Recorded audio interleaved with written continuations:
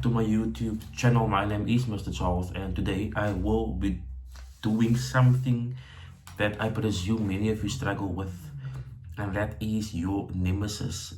Paper 2, The Unseen Poem. Now remember that the unseen poem is compulsory. You don't have a choice. So there are 12 prescribed poems, and I'm speaking here to my adult learners. There are 12 prescribed poems.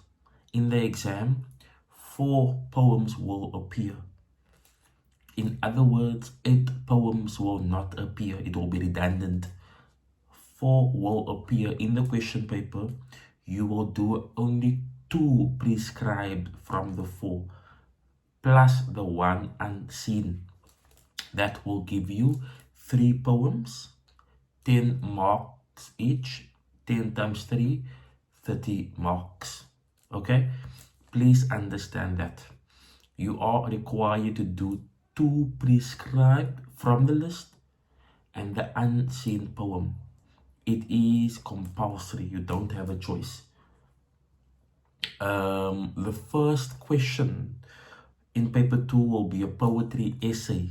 That is not compulsory. If you know how to do or how to write a poetry essay, and we strongly advise you to do that, please go for it.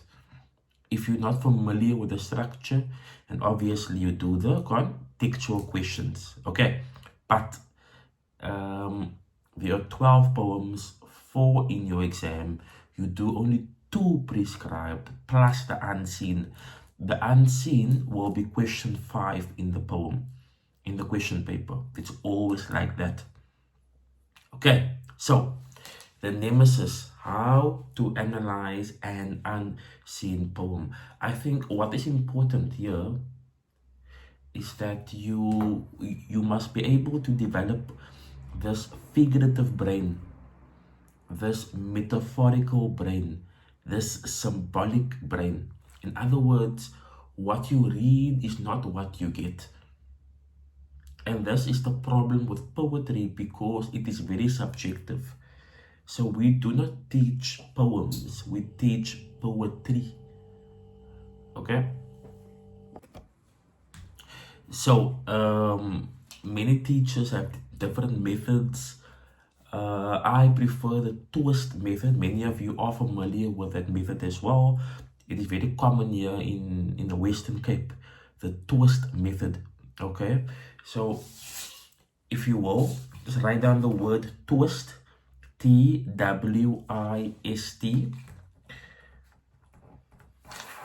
It's obviously an acronym, right?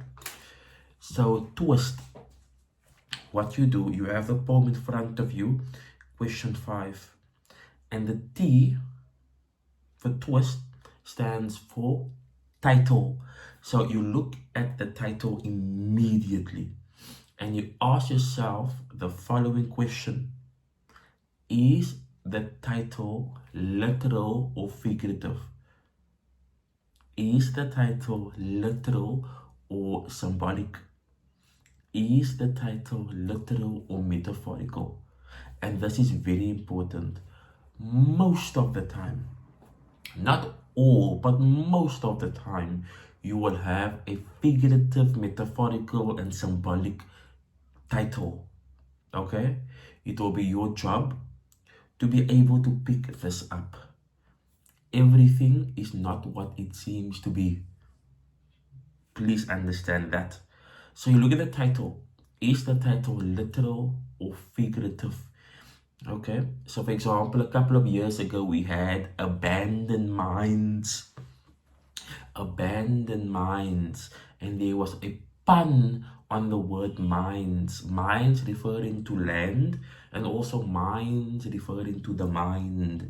So the mine was abandoned, and the area where people lived were also abandoned. So there was a pun on the word, and many learners were not able to pick up on the pun. So please be aware of that. Okay, after you have determined whether it is literal or figurative, you look at the words. You look at the words throughout the poem and you ask yourself, Why this particular word? What is the connotation of this word? What is the symbolic meaning? What is the literal meaning? What is the effectiveness of this particular word? Why did the speaker or the poet choose this particular word in the poem, or words in the poem? And obviously this is referred to as your diction. So a question will never be explain the word. It will always be explain the writer's use of diction. And here we are referring to the words in the poem. Okay, the I stands for imagery. I always tell my learners, when you get a question on imagery, just close your eyes and imagine what you see in front of you. Okay, so for example, if you think about abandoned mind, visualize you standing you on a mine, what's it called, land, whatever it's called, acres of land, and it's abandoned. And because it is abandoned, there's no one there, it is neglected. Okay, so whatever you see in front of you, that is imagery. And when you account for imagery, it is always effective to use adjectives. Okay, those descriptive words or adverbs. It's always effective to use those adjectives to account for the imagery. So the imagery will be the mental picture, what you see in front of you. Explain that using adjectives. Okay, that is imagery. So when you read the poem and you're like, hey, this poem is a bit, ominous, yeah, ominous, or it's a bit gloomy or sinister. Like, what's happening here? Then you can pick up, because what is happening is that the imagery will be linked to the tone of the poem, and that will sometimes be linked to the title. So do not think of the TOES method as independent. In fact, you are interdependent. Okay, S is for structure. And a few years ago, I was so upset with my grade 12s. They gave the learners a 14-line poem. And I saw the poem like 14 lines. And I immediately tried to identify the Walter. And I found the Walter in the middle of the poem. And I told them, do you know, this is a Petrarchian sonnet?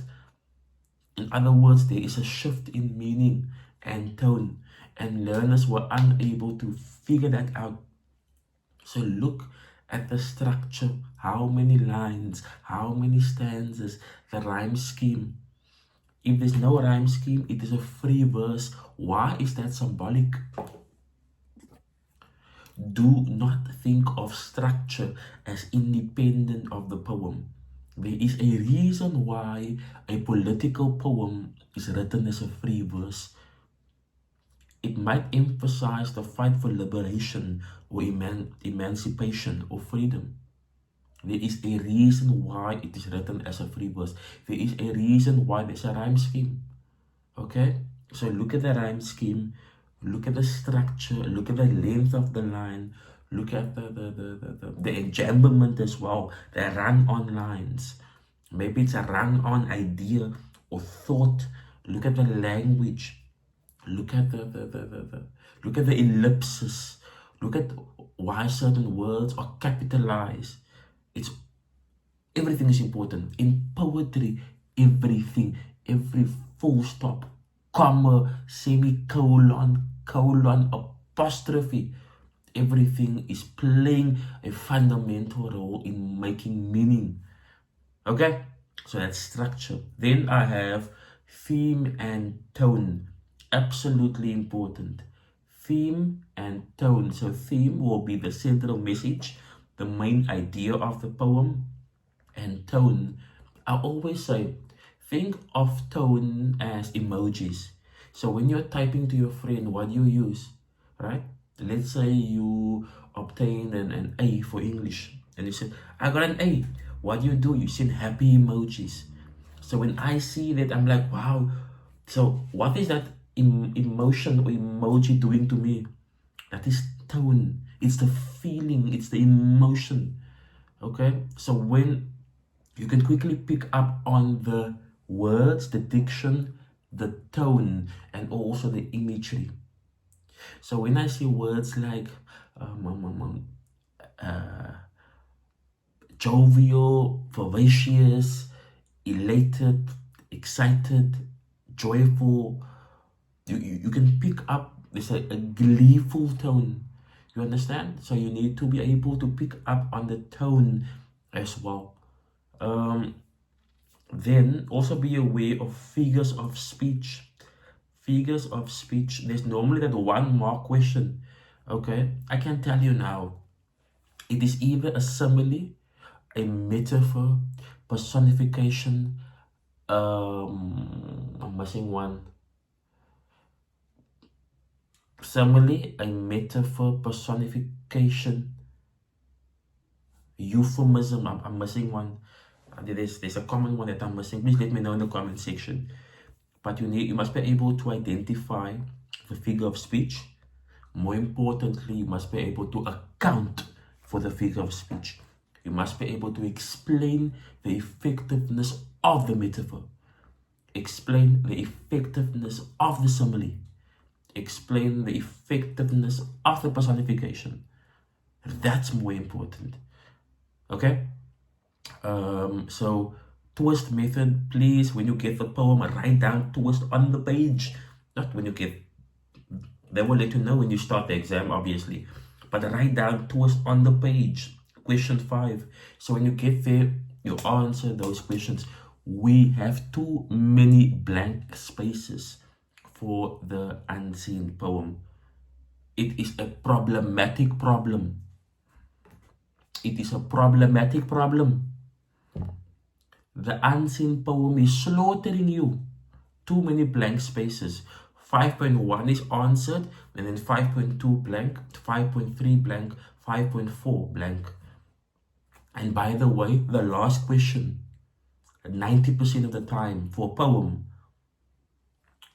critically discuss how the tone or the mood or the diction reinforces the central message of the poem.